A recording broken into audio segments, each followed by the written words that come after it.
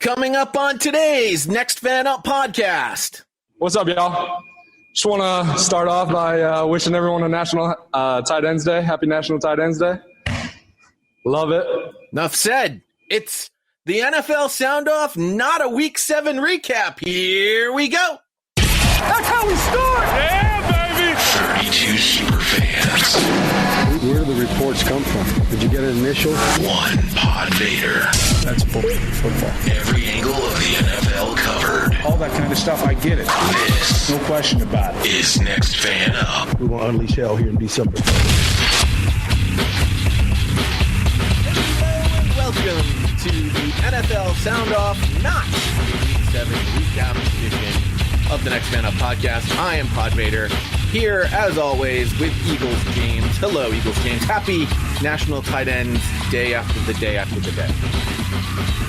Yeah, 2 days removed, it's a little late. Doesn't feel the same. It doesn't. I guess it doesn't. But tight ends had themselves a day on National Tight Ends Day, except for the guy who invented National Tight Ends Day. One might say he did, considering what he loves doing, which is throwing guys out of the club.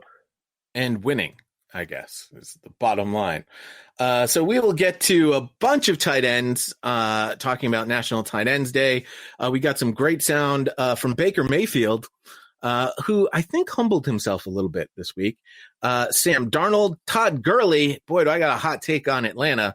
And then Bill Belichick and his minions. We're going to delve into the Bill Belichick press conference and how he has taught all of his students the dark side of the press conference. So we will we're going to do a big investigation into that. But before we get into all that, let's go back to National Tight Ends Day and TJ Hockenson, who perhaps had the biggest National Tight Ends Day. And in case you don't know what National Tight Ends Day, TJ Hockenson was kind enough to explain to this one reporter who had no idea.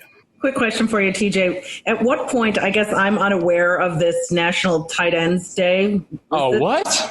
It's a national holiday.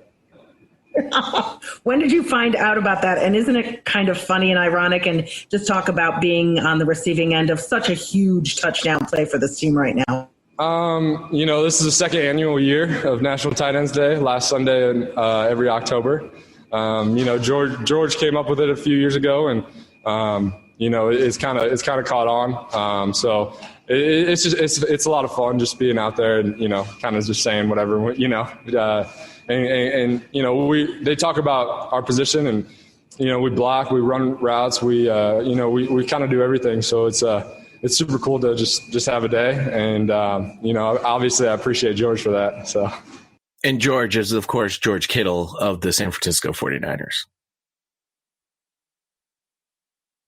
Yeah, it's a cool, fun thing for the players to enjoy. I'm glad they came up with it.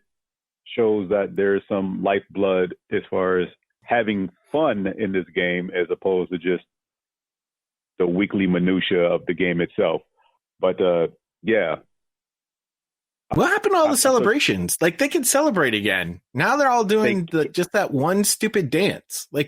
Well, the one stupid dance is probably best right now because a lot of the choreographed stuff is not going off too well because people don't know that when, someone scores, there's supposed to be a group celebration and they're too busy being happy that, hey, we scored, or the game may be out of reach. And if you're scoring that first touchdown after being down 40 points, there's really no point in celebrating. Well, and I also come from the school of Barry Sanders. Act like you've been there before. Hey, some of these guys haven't been there before. Well, then I guess they can celebrate, just like this quarterback, this young rookie named Justin Herbert, who finally got himself a victory. He's had a really good season statistically, just hasn't been able to get a check mark in the win column until this past Sunday. And he was just happy to contribute. Hunter talked about it earlier in the week. Today's National Tight Ends Day. 2 of your touchdowns went to tight ends. How did it feel to contribute to that effort? Really happy for them. Those guys, they always step up big time, and they had a great week of practice, and I knew that they were going to step up big today. And, it's really great to see those guys excelling as well as they are. There you go. So Justin Herbert, it's like he knew it was National Tight Ends Day, so he just had to spread the ball out to all of his tight ends.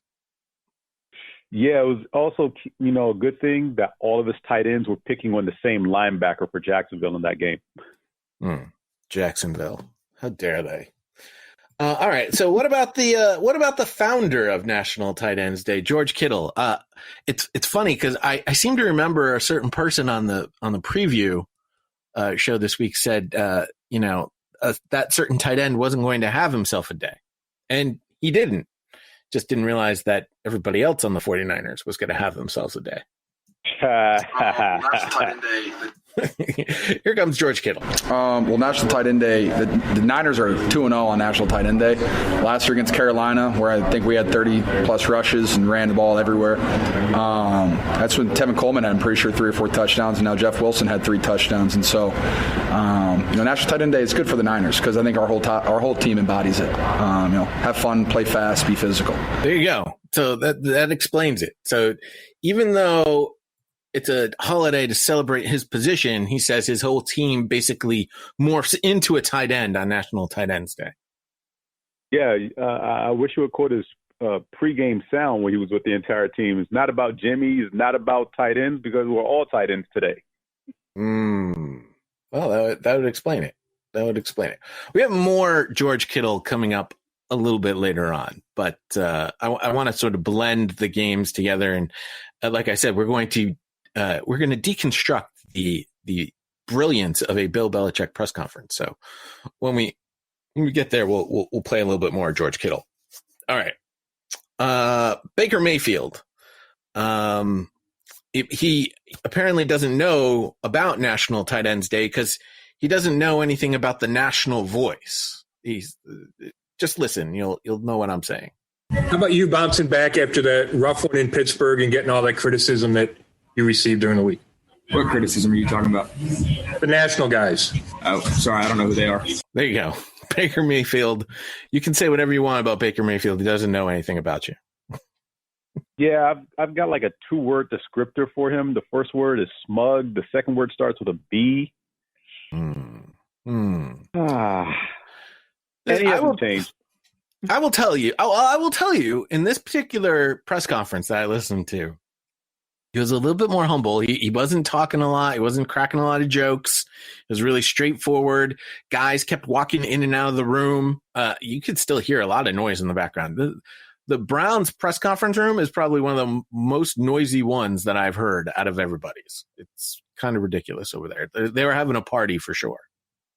Yeah, I'm not sure how much of a party they should be having considering they just lost Beckham for the year. And if he had any idea of that on Sunday during this presser, probably could, lend a little bit to his more subdued, as I use air quotes, mannerisms during that interview. But I don't buy it. At some point later on in the season, they find themselves on a streak. He'll be mouthy again. Remember, the only team they've beaten in their division are the Cincinnati Bengals, and they're done with them. They still have rematches against the Ravens and the Steelers, who, again, combined 76-13 score. One guy who has no idea what a party is about, or maybe he does, that's why he had mono last year, is New York Jets quarterback Sam Darnold. And Sam Darnold has a very Jedi-esque point of view. It's only frustrating when you look at it from a certain point of view. Listen. Sam, is it demoralizing at all that, you guys finally got your weapons back? You had no Crowder, but you had Perryman in there. You had Mims in there. You switch up the offensive play calling, yet the offense still seems to struggle and things are still wrong and the protection breaks down despite Mekhi being back and just the 4 yards. I mean, when you guys try to fix all these things and none of the fixes work, how tough is that for you guys to swallow as an offense? Yeah, when you look at it that way, it's tough. But for us, we looked at the first half. I feel like, we got in a really good rhythm. We can definitely build off of that. Again, we just got to look at the second half and learn from it. I know it's not necessarily what people want to hear, but, that's just how it is. We just got to continue to get better week after week and look at ourselves in the mirror and, figure out what we're doing wrong and, how we can get better. So it's only demoralizing and frustrating if you look at it from the facts. Well, at least he's taking umbrage with the man in the mirror and probably asking him to change his ways. Well, what he really should be doing is going, "Oh, my shoulder really hurts, coach. I don't think I can go. I don't think I can go for the rest of the season." That's what he really should be doing. Protect yourself, young Sam. Like, get yourself out of that situation somehow. I don't think there is a way out of the situation for him. I mean, he's going to be their starting quarterback until the end of his rookie contract. Whether his head coach sticks around or not is anyone's guess, because general consensus is this guy should already be fired. The head coach still believes in him, recognizes that he's only 23 and that there are going to be days like this, but days like this have been lasting all season long. They're 0-7 now, 0-6. Whatever, I can't remember if they have it by it yet. Basically, they haven't won a game so far. They're bad. They're number 32. They're worse than number 32 in the power rankings, and they're getting worse. To me, it's Sam Darnold has to not play. Like, he has to protect his value. At one point, he was considered one of the best young quarterbacks in the league. He's had 3 years, and he hasn't shown it. And I don't know, and people keep giving him excuses. It's like, well, he's had 3 different head coaches, and now he's got Adam Gase, who's a quarterback killer. To me, maybe there's something to salvage there, or maybe he's just Josh Rosen. Well, he probably is a step above Josh Rosen, but let's also remember there's nothing there in that offense for him to play with. There are no receivers. There's no offensive line. They finally freed Le'Veon Bell. Frank Gore, while drawing Social Security, still has some talent, but they probably need to let him go too. They've jettisoned almost every star player on the defense via trade over the past 2 to 3 weeks. The trade deadline is looming over the next couple of days.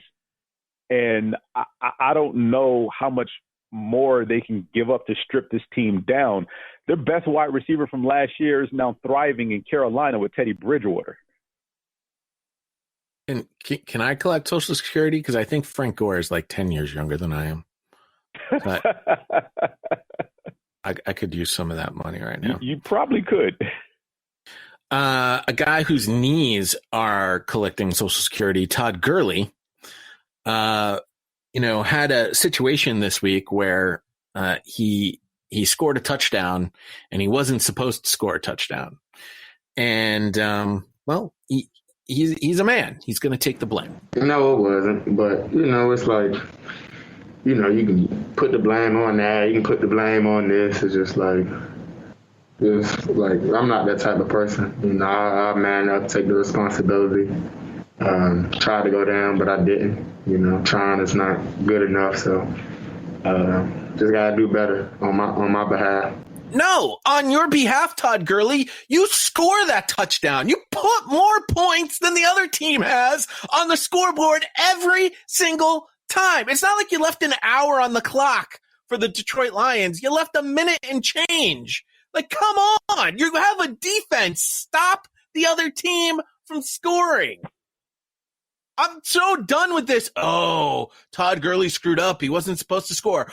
I hope the next time somebody does that they take the knee right in front of the end zone. They could have scored easily, but no, they took the knee to run down the clock. I hope the kicker misses it, and I hope the kicker shanks it so bad it ends up hitting his head coach in the nose. Yeah, and unfortunately, you pretty much present a double-edged sword there. Because honestly, those situations only work out when you're ahead. I can remember a couple of years ago, Philly was playing Dallas on a Monday night. LaShawn McCoy busts one up the middle, runs 40 yards, gets to the 5-yard line, and remembers to get down so they can kill the clock because the Eagles are already ahead at this point by 3 or 4 points. Unfortunately, when these scenarios are working against you, sometimes it's best just you're inside the 10. If you rely on your kicker to score these points, which I always hate, typically you see teams with the quarterback just running side to side to kill the clock by just getting to the proper hash mark. And, yeah, I understand it was 1st and goal. There was a minute and change left. You turn around, you hand it to Gurley, but you got to understand he's got to change mindsets there because first he has to make sure he's holding onto the ball, gets to the line of scrimmage, And then he has to remember, oh, crap, I've got to get down. Line of scrimmage was the 8. He was pretty much full speed at the 5. And defenders realizing, like, okay, I'm going to whiff on this tackle, but wait, momentum is carrying him. Let's give him an extra boost. You can see the last person who tried to tackle him, pushes him towards the end zone. So his momentum, additional momentum in the back, and then he remembers, oh, crap, I've got to get down, but I'm already standing on the goal line. First of all, if you're that close, why not just take a knee? Don't even hand the ball off. Don't even hand the ball off. All over again. The next thing is, why aren't you doing the Madden thing? Run backwards, right? The clock still runs, even if you're running backwards. So you can only run backwards so far, and they were still down at that point. Well, you kind of want the field goal to be as close as possible for your kickers. Remember, kicking's not an exact science these days. Well, and that goes to my next point. Just score so that you can win the game. Play to win. Hello, you play to win the game. I wish I had that bite ready. I mean, seriously. Like, who cares how much time you left? You have a defense. Stop the other team. The fact that you allowed him. Well, I mean, apparently not, because they let Stafford get down the field in 3 plays. 3 plays. It only took him 3 plays to go 80 yards.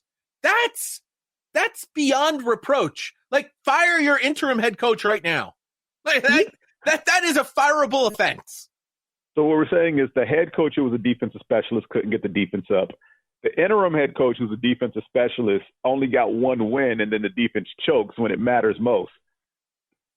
Who do we promote next? The OC? Because the offense didn't show up this week either.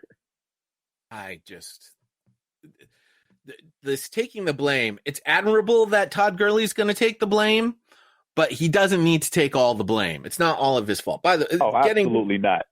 Talking about the Falcons and these experiences that they've had.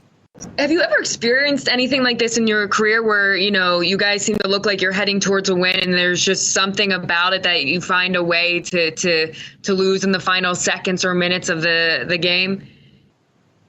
Yeah, I just experienced it. 3 out of the first 6 games of the year. 7. Yeah. You have like 1 or 2 of those games, but not multiple. So it's football, though, No, I don't know. Because you just said it. You have 1 or 2 of those in a career, not 3 of them in the first half of your season. Hey, living on the edge where you play up and down to your competition all the time, always ended up on 1-score games, sooner or later is going to bite you in the butt. Now, there are a lot of teams who took L's this week who lived on that edge, and, they finally got cut. Coming up, we're going to break down the essence of a Bill Belichick press conference. This is going to be fun. He only says 5 words. What's the breakdown? Well, and that's sort of my point. Like, this was brilliant. So I edited this. First of all, his press conference was only 5 minutes long this past week after they lost to the San Francisco 49ers. But Belichick, so I cut this down. It's about 2.5 minutes, but you have to listen to the way that the pacing of this press conference goes. All right. So I'll probably stop it a couple times. Here we go. Didn't do anything tonight really to be competitive. They were clearly outcoached, outplayed, just out everything. So we need to just keep working here and find a way to just do everything better. Just not performing at a good level at all right now in any area. So just across the board, we've just got to get back to work and keep working and find a way to play better than we played tonight and coach better than we coached tonight. So really, there's not much else to say about it. Hi, Bill. Last week, you mentioned that your team didn't practice and it looked like it on the field. How would you assess how well your team played and its improvement from last week's performance and getting back on the practice field and how you look today? Yeah, I just did that. I think I just assessed that. Bill, do you plan on having Cam Newton as your quarterback going forward? Yeah, absolutely. Are you disappointed with the way the offense played today, given that you did have a full week of practice this week? Yeah, I just said that in the opening statement, Ben. So, listen, if you don't listen to what Bill Belichick says at the beginning of his press conference, then then there's no point. Like, you can't ask him any other questions because he says he's already answered your question. Two reporters tried to get that past him. Yeah, and I think it was more so that they just had it in their mind, I got to ask this question, and you're not paying attention to what he's saying. And look, give Belichick all the kudos, props you want. Guy is extremely intelligent. He anticipates answers from the media before they can even ask it. And sometimes it throws them off and they get brain farts. So, yeah, even listening to the question, sometimes like he just said that 5 minutes ago, if you were paying attention. And he won't take it from you. If you ask him the question, he's going to tell you, I already answered that question. Next. So, Coach, how do you feel your team felt? I already answered that question. Next. But he really didn't answer the question. All he said was they were outcoached, outplayed, out everything. That's literally all he said. I also want to stop it right here real quick because there was that one question that got slipped in there about, is Cam Newton a quarterback on your team moving forward? The answer was yes. Now, a lot of people are taking this as meaning Cam Newton is the starting quarterback moving forward. That is not what Bill Belichick said. Bill Belichick answered the question, is Cam Newton a quarterback on your team? And the answer is yes. I'll even replay it if you'd like. Bill, do you plan on having Cam Newton as your quarterback going forward? Yeah, absolutely. Do you plan on keeping Cam Newton as your quarterback moving forward? Yeah, absolutely. Yeah, that just means he's going to be a quarterback on the New England Patriots. Correct. It does not necessarily mean he's the starter. No, doesn't necessarily mean he's the starter. So everyone that made that big assumption, do not be surprised when Jarrett Stidham is starting. Although I don't think he's going to. I do think Cam Newton's getting one more shot. But I will say Cam Newton is definitely regressing. Ever since COVID hit, I mean, and really the biggest problem with this fan base is they're like, oh, we had moral victories. If Cam Newton had run to the right instead of the left against the Seahawks, we would have won the game. Oh, we kept the defending Chiefs to like 24 points or whatever. Like, no, there are no moral victories. You lost. And now you're losing badly, and Cam's not looking good at it. Yeah, and unfortunately, should they ever bench Cam before the season's over with and start Stidham, yeah, that'll be the week I lock up their opponent. Oh, wow. Sorry, Pod. Look, you know this team better than most on this podcast, and like you mentioned, outside of Edelman, there's no one to throw to. Yeah, I mean, they're looking pretty bad. The tight ends are pretty much kept in to block. I understand you're running things Cam is familiar with, but there's virtually no vertical passing in this offense whatsoever. And the short dink and dunk that your OC is calling doesn't fit Cam Newton's playing style. I understand the read option, the design quarterback runs. I get those too. But there needs to be more passes in the intermediate and downfield vertical game instead of everything being 5 to 7 yard crossers. That's not the strength of Cam Newton's offense. Well, and you just said how he's. You just nailed the key. This team is known for doing what is best to the strengths of the players, and they're not doing that right now. Not at all, because the Cam Newton that's all in Carolina. Those routes were at least 8 yards downfield. Everything was intermediate, 8 to 12 yard routes, 8 to 12 yard routes. The only short routes were the quick slants. Running these quick ins and outs within 5 yards of the line of scrimmage where the linebackers sit, that's pretty much dump-off territory for his running back. Well, maybe that's why Jarrett Stidham is a better quarterback for this offense. But the offense completely changes when Stidham and Hoyer are in there because they don't even run the ball that much with them to a quarterback.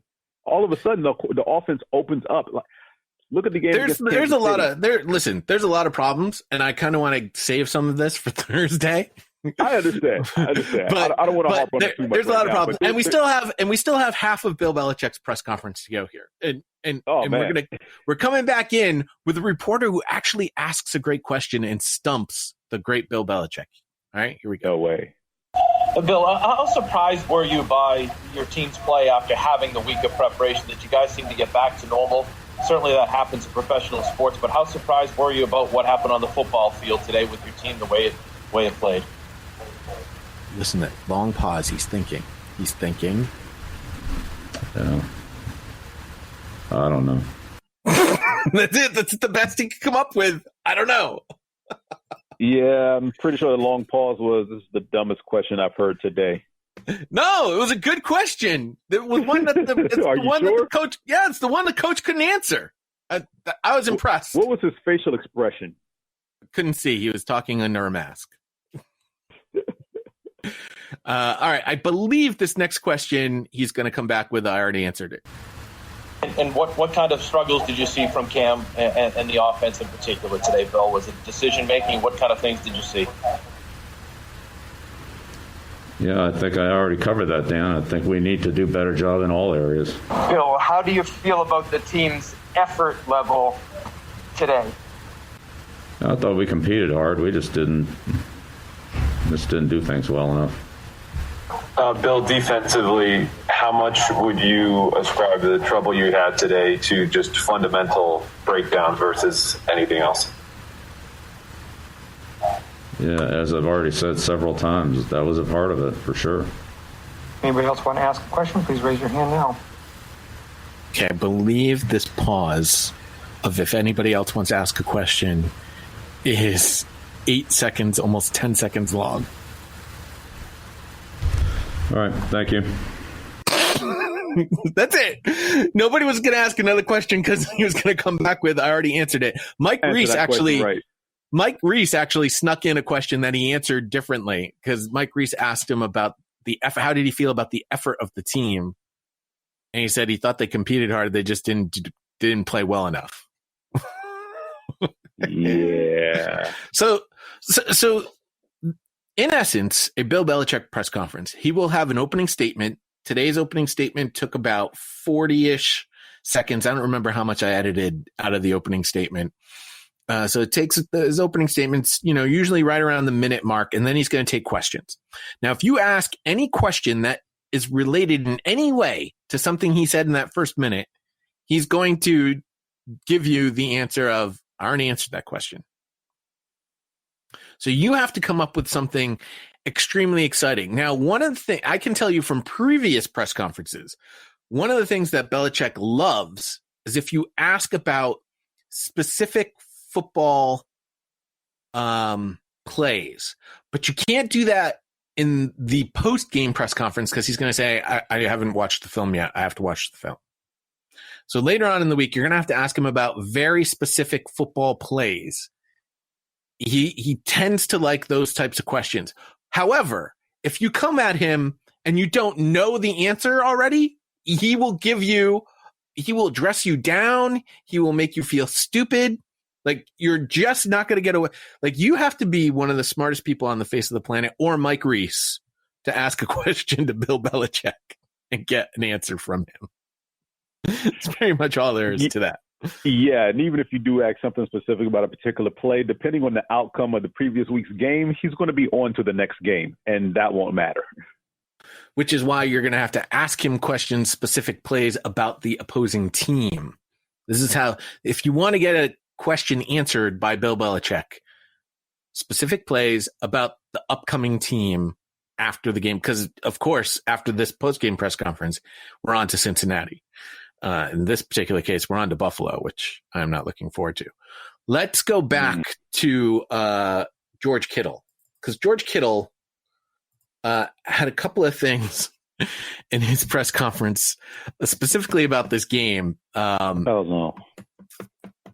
don't know, disturbing, perhaps? Let's hear George Kittle. You mentioned Jeff Wilson Jr. I don't want to answer any more of your questions, man. You got 45 minutes on Monday, and you're asking me more questions. Jeez Louise. Where's Kepka sending you clubs, by the way? You're right. Yeah, I might give you a putter. Probably not, but maybe. Okay. Jeff Wilson Jr., what is it that you see from him behind the scenes that gives you guys confidence in what he can do and his performance today? Jeff Wilson goes to a dark place before every single game. It's different than it is in practice. You can tell he's angry. He attacks it. He wants contact. He deals contact. He delivers pain. It's awesome. You can just see it in his eyes. He's a totally different person. The way he runs and things, it's crazy. So I love being on the field with Jeff Wilson. The way he carries the football, the way he makes people look at him after he's tackled. They're finally why did it take 4 people to tackle that guy, and why are 2 guys on the ground from trying to tackle him? Because he's an absolute monster, and he is one of my favorite mindsets. He's a completely different person on game day, and it's just this dark place that he goes to, and I love everything about that. Goes to a dark place, James. And and like every other 49er, he goes to the IR. Unfortunately. And the moment George mentioned that he goes to a dark place, I don't know if you remember the defensive lineman way back late 90s, early 2000s for the Jacksonville Jaguars, who used to have the equipment manager smack him in the face just to get him fired up for the game. Oh, yes. Yep. Yeah. That's basically what this reminded me of when just listening to George talk about Wilson. Well, it's funny because George is going to bring up another guy who goes to a dark place and how he got to that dark place. Hey, George. Hi, how are you? Good, how are you? I'm fantabulous. Awesome.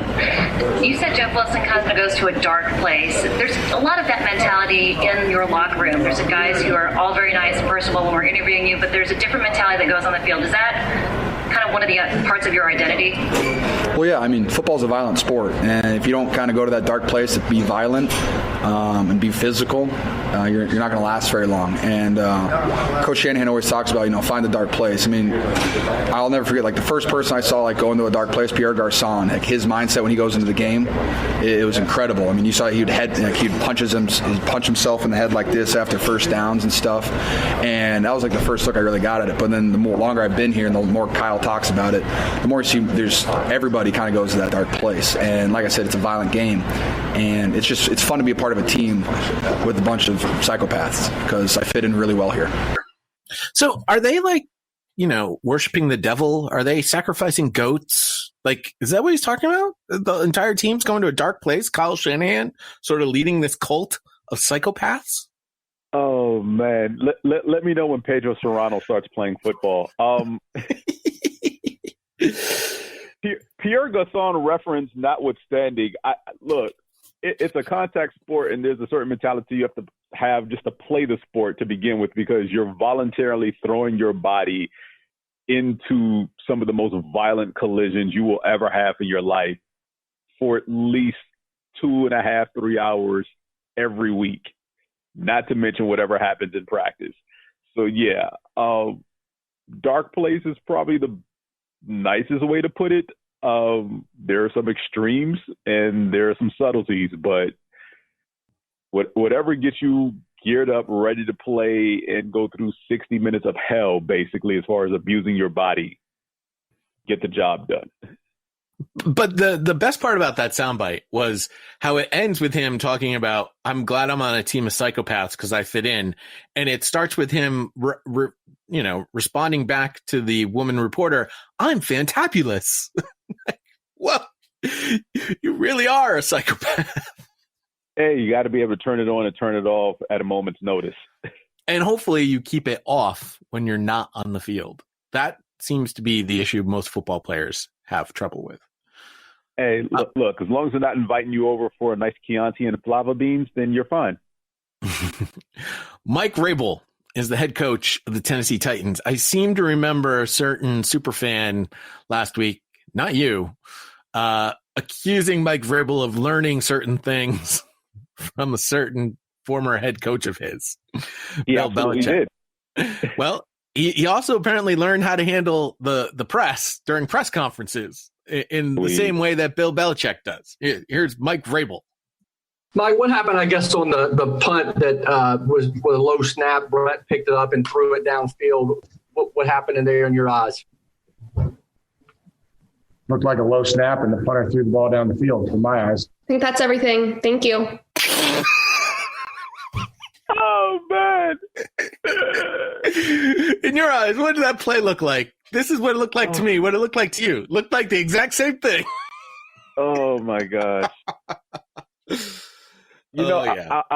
In watching that Pittsburgh game, and not to go too much into it because I'm pretty sure we're going to reflect on it a lot on Thursday's show, but this is not a Week 7 recap. Let's remind people. No. But I was waiting for that moment when Vrabel was going to do something very Belichickian as far as, I don't know, how do I say this? Creatively you follow the rules at a certain point in the game. Unfortunately, that opportunity never presented itself because they played catch-up for the majority of the game, especially in the second half, being down 27-7. So the opportunities where he could have, extrapolated the rules into his own interpretation to give his team an advantage. I don't want to flat out say cheating, but he never had that opportunity to do so. Look, he's learned from his teacher from when he was both a player and a coach, and it's showing.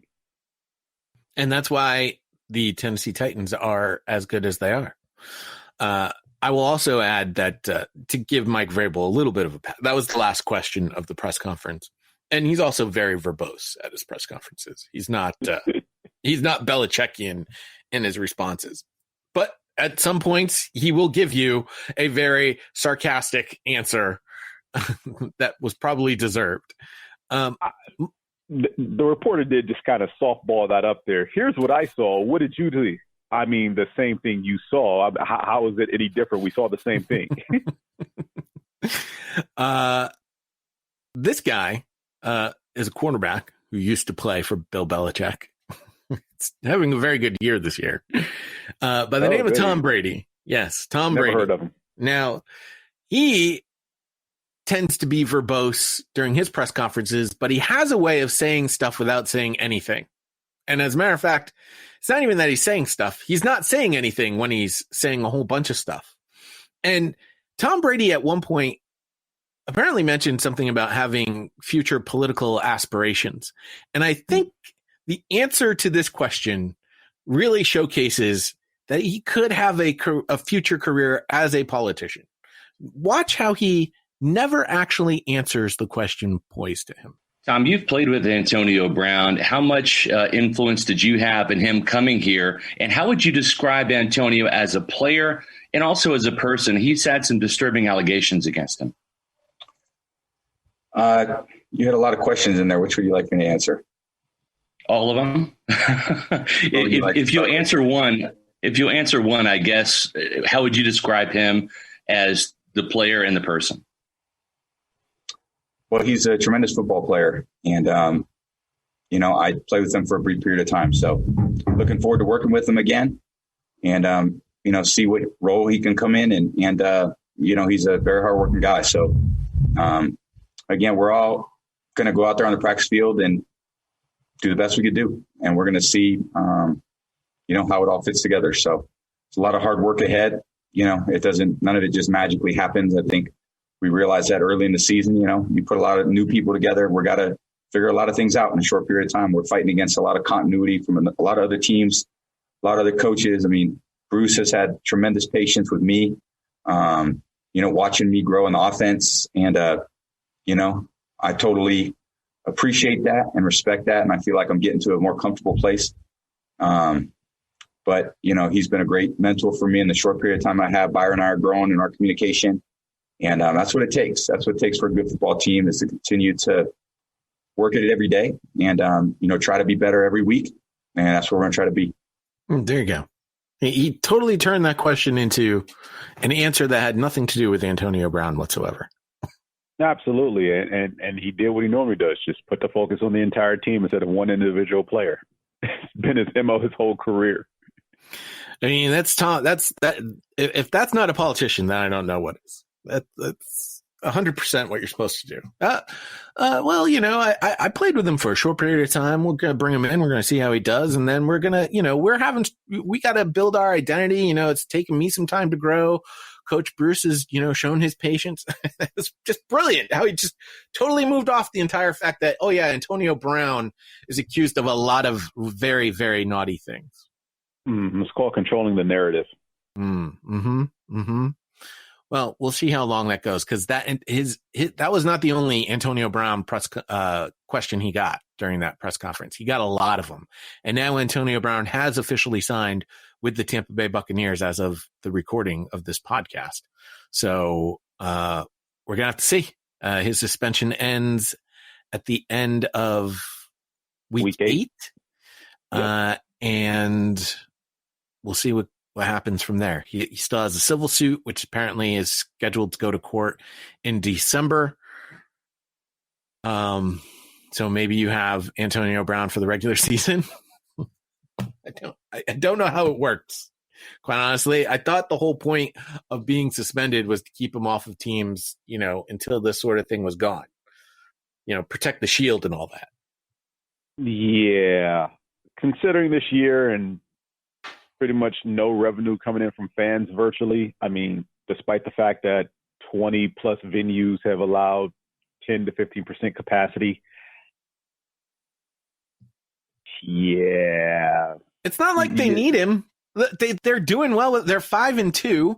They're actually right where I thought they'd be at this point in the season. They'd have a couple of early struggles trying to get meshing together. And now they are. And now their wide receivers are starting to get healthy again. Yeah, no, they're not. All right.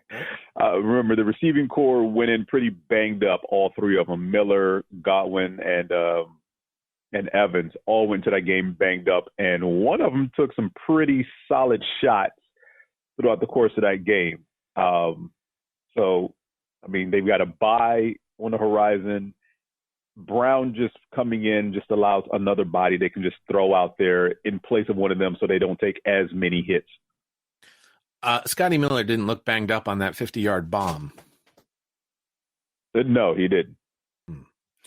All right. The trade deadline coming up next week. We talked a little bit about this on our preview podcast last week. There's a lot of talk about it that because of the COVID protocols, really the trade deadline is Wednesday or Thursday this week because it's going to take a week for the person to clear through protocols to get them on the team.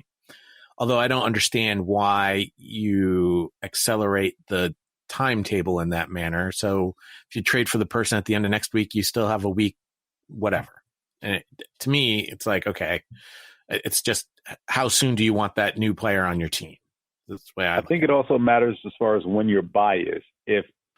Let's put it this way, I'm not expecting teams that have already had their bye to be too active in the trade process. So the trade deadline coming up, Houston is one of those teams that's talked about as being a seller. And there's a guy whom I'm pretty sure was instrumental in getting rid of his head coach in Bill O'Brien, being J.J. Watt. And it kind of sounds like J.J. Watt wants to get rid of his organization. But this is, I think, the entire J.J. Watt press conference, if I'm not mistaken. I might have edited it down a little bit, but it's only a minute and a half.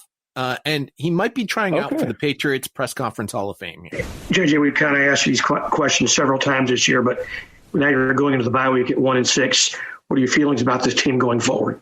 1, 2, 3. Got to get better. JJ, as a leader, as a veteran on the team, what do you tell your teammates the state of the season, state of the team right now, as far as holding it together, keeping it together? Show up to work and do your job. Hey, JJ, how would you assess your level of confidence in this defense and in this team right now, considering where everything is? I mean, we're 1-6. You are what your record says you are. I understand that you don't coach or play DB, but could you speak to how the injury to Bradley Roby just kind of threw things off for you guys in terms of whatever your game plan was today? No, I know nothing about that. Can you talk about the way Rodgers played today and compare it to the ways you'd seen him play earlier in when you guys played against him? He played very well today. would he do that made him play well? Threw the ball to the receivers and they caught it. JJ, how would you characterize your emotions at this point? Just kind of, I would say it's frustrating. It's tough. You're not accustomed to losing around here, and you won a lot of football games over the years. What's this like for you personally? Yeah, frustrated. I'm angry. I mean, sucks. I don't know what else I'm supposed to feel. Thanks, JJ. Mm-hmm. Doesn't even say thank you at the end. Just Yes, that's a guy who's, pretty much fed up with this season and wants out. And I don't blame him, but he's pretty much a face of that franchise as Deshaun Watson is. I don't think the organization is going to let him go. I don't think so either. I just don't. I mean, I don't know. Look, it's one thing to be it's one thing to be frustrated. Yeah, it's one thing to be frustrated. It's another thing to be a leader. That's not being a leader. You show up to the press conference and you give one-word answers and you give stupid response. What made him play good? He threw the ball and his receivers caught it. Well, he did. Aaron Rodgers did throw the ball well and his receivers did catch it. I don't see a problem with that response. It was the truth. I see a little bit of a problem with that response. But I mean, it was a stupid question. First of all, it's a stupid question. Yeah. And as the reporters, you have to have some sense of the room and see that the player is clearly frustrated, doesn't want to be there, doesn't want to talk. So you've got to ask him a question that will get him to open up a little bit. Be like, JJ, what are some of the things that your team can do? And if he says, we got to do our job, got to show up, if he's giving you those one-word phrases, then ask him another question to try and get him to open up. And if he's still not, then let him go. Why are you making the dude sit up there? And like I said, that was only a minute and a half. I don't remember if I cut that or not. I'm pretty sure I cut out some of the spaces. I counted. You heard me counting there at the beginning. The space in the question and the answer. There were a lot of those long pauses during this press conference. Look, at the end of the day, though, the Texans are pretty much, at worst, we consider them an 8-18 with the possibility of going 10-6. Unfortunately, the schedule they drew this year was not kind to them. We understand the first 3 weeks was Chiefs, Ravens, and Steelers. They never had a chance in any of those 3 games, honestly. I mean, the Steelers game was a touchdown. Probably if they played better defense or the offense had executed better, maybe. The Vikings game was disgusting. There's no reason they should have lost that. And then the last 2 weeks, you had the Titans and the Packers. I mean, there's really no soft part of their schedule. They got Jacksonville next week, the Browns after that, then the Patriots. I mean, if Stidham is starting for the Patriots at that point, I may lock in the Texans. The Lions, they still haven't played the Colts yet, and they have a game against the Bengals later on this year. So, I mean, my worst case scenario of them being 8-8 looks more like 6-10. It's not looking good for the Houston Texans, but I feel like their seasons usually go like this, and then they salvage it at the end and they end up winning their division. It's probably not going to happen this year, but no, but Pod, even if they usually quote go like this, they're hovering around 500. They're like, after 7 games, they're 4-3 or 3-4. They're not 1-6. Yeah, that's a good point. Well, I mean, their defense took a lot of hits, and you traded away your best player for peanuts. Hey, and a running back. No, just peanuts. There was no running back in that trade. All right, we got the last soundbite here. Andy Dalton took a vicious hit from John Bostic, and people wanted to make a little something more out of the soundbite than I think was actually there.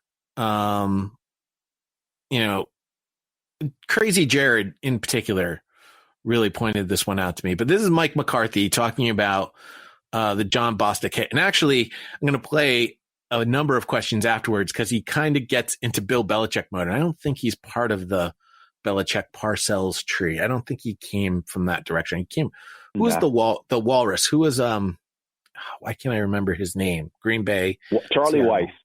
No. Green Bay and Seattle head coach. Oh, Holmgren. Mike Holmgren. Thank you. Mike Holmgren. I think he comes from that tree. But in any case, here's Mike McCarthy talking about the John Bostic hit. After the play, it seemed like it was a partly dirty hit, and none of your players reacted in an angry fashion to take up for Andy. I know no one condones violence, but shouldn't someone have gotten Bostic's face? Yeah, it was definitely, a hit that caused a disqualification. But yeah, we speak all the time about playing for one another, protecting one another. Definitely it was probably not the response that you would expect. When you say not the proper response, is that something you will address with your team? I've answered the question. Can we go on to the next question, please? Did you think the hit was dirty? The player was disqualified from the game, so I think it was clearly. I think we all understand clearly what a hit is categorized. So a lot of people took that as saying like Mike McCarthy was upset that his team didn't get up and basically, beat the crap out of John Bostic for the hit that he made on Darnold.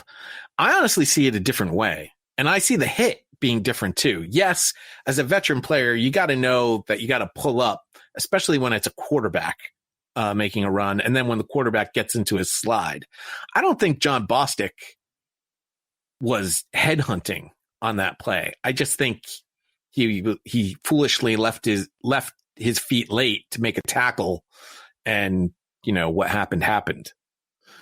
But that's the way I saw the play, and maybe I'm just being naive about it, but I didn't see it as being a dirty play. Dirty is, in the eye of the beholder in this case. I definitely see him trying to lower the boom on a quarterback, albeit call it a half step too late. Dalton's clearly already sliding when he began his movement to try to, take that hit on him. I'm not really paying attention to it till he comes into the frame and hits Dalton. To McCarthy's point, yeah, there is a little something there because, look, I don't care who the quarterback is, starter, backup, third string, guy off the street. I've seen offensive linemen to a T for most clubs. Your quarterback takes a shot like that. One of them is running into the frame, and at the very least, you're grabbing the guy who hit him by the jersey and you're pushing him away from the quarterback. Like, I'm escorting you over here to get away from my player, and I'm going to have some choice words for you while I'm doing it. And while there may not be any punches thrown, yeah, it's going to cause a kerfluffle, if you will. Players will gather around. There'll be some pushing and shoving. The referees have to break it up. No punches thrown. Everyone goes on separate ways. We shake hands at the end of the game. None of that happened here. The first two linemen into the frame pretty much looked down at Dalton to see, okay, this guy is not going to finish the game, and what do we do now? It was very lackluster ho-hum. Look, someone said last week on a show I was watching that the Cowboys have basically quit on the season. And I can't call it anything else right now. Washington was nothing to write home about, but we've already mentioned that. Worst defense in the history of the league at this point. No offensive line because everyone of note is either retired or injured, and Ezekiel Elliott is a shell of himself this season. So yeah, what's wrong with Zeke? That's really the biggest question that I have.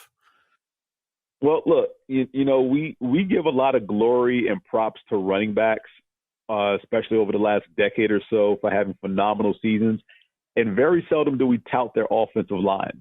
You got to look at these units as being just as integral as any skill position player on the offense.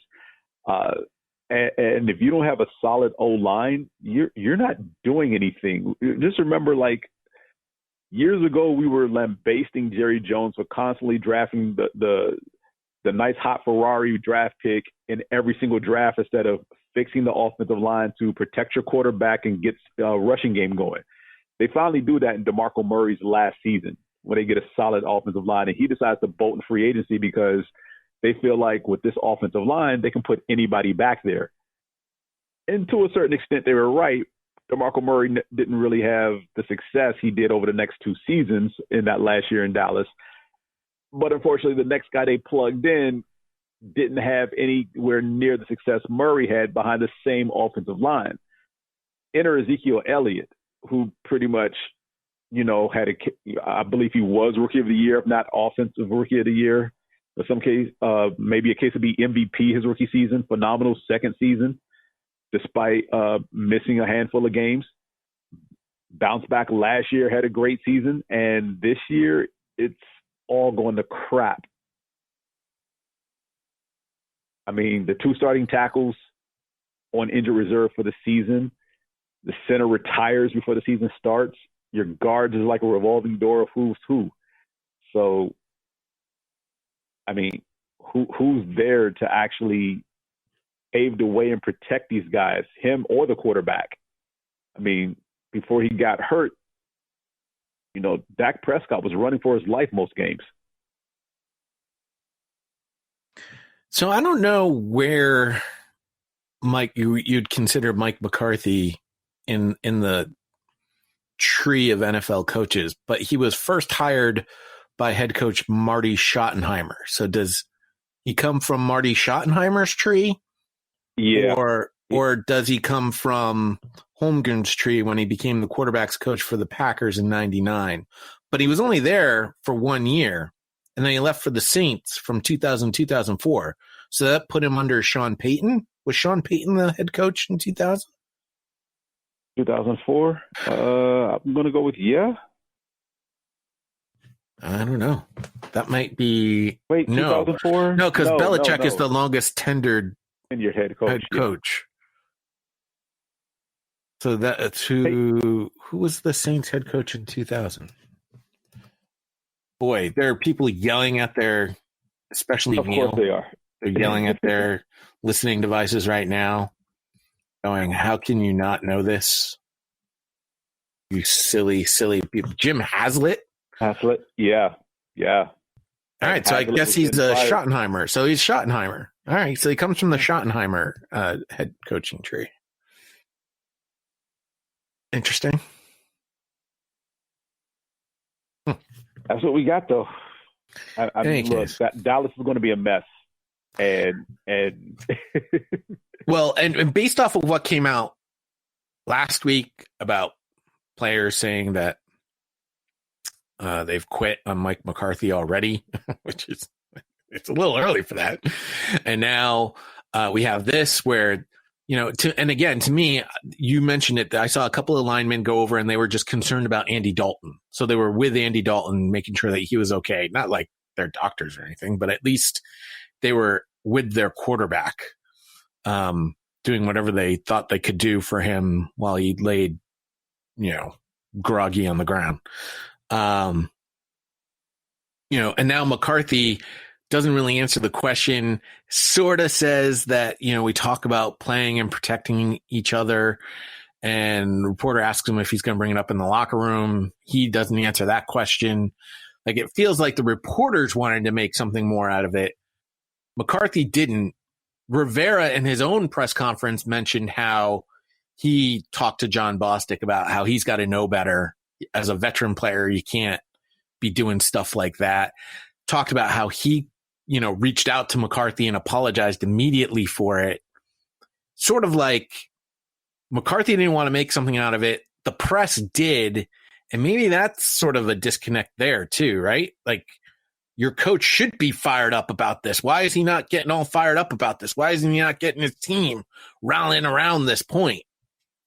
And it is one of those tools that a head coach has, hey, the other team was out, coming for us, and they're kicking our ass, and they're taking our quarterback out of the game with dirty hits. Like, it could have been something that McCarthy could use as a rallying point. Doesn't sound like that's going to happen. Yeah, and let's start with the defense, which I've already mentioned. McCarthy's probably not going to get fired, but I don't think Mike Nolan, the defensive coordinator, makes it through the season in any way, shape, or form. I mean, this is probably the first game they've held a team under 30 points all year, and albeit they still lost because even with Dalton in there, they couldn't generate any offense. Are you saying that Jason Garrett wasn't the problem?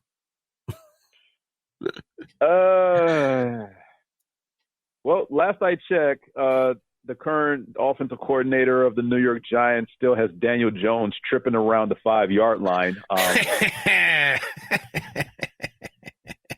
So I don't see the Giants really having that much of an issue moving the ball with virtually no talent outside of Daniel Jones. But,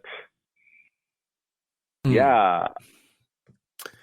So that's going to do it for the NFL Sound Off. Not a Week 7 recap, although I feel like we did a lot of recapping this week, James. We gotta watch ourselves on that. Not too many.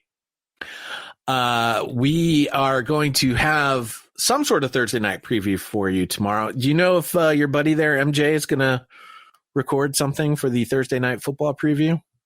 I can get with him and, grill him about his squad playing the Panthers this week because, we don't have a Panthers fan anymore, surprisingly.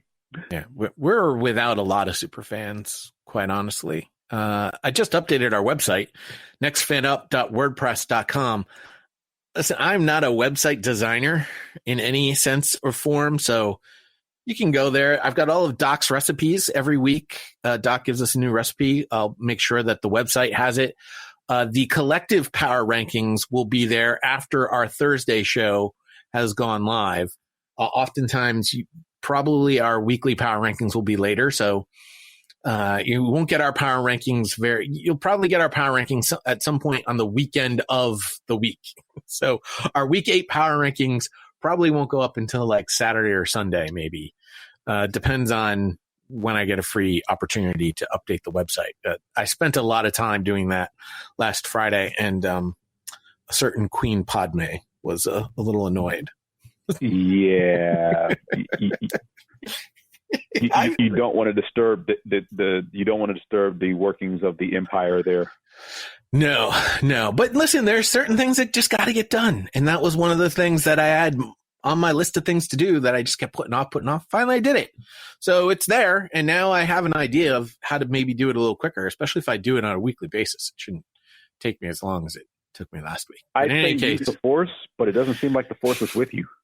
No, or perhaps, one of our super fans that are a website designer, that would be great too, just saying. Of course, it is a free website. That's also another downside to it. So in any case, all of Doc's recipes are on our website. They're also on our Facebook page, facebook.com/NFU podcast. If you prefer using that to get one of Doc's recipes, we have Twitter at NFU podcast, nextfanup@gmail.com. It's a great way to get in touch with us, talk to us.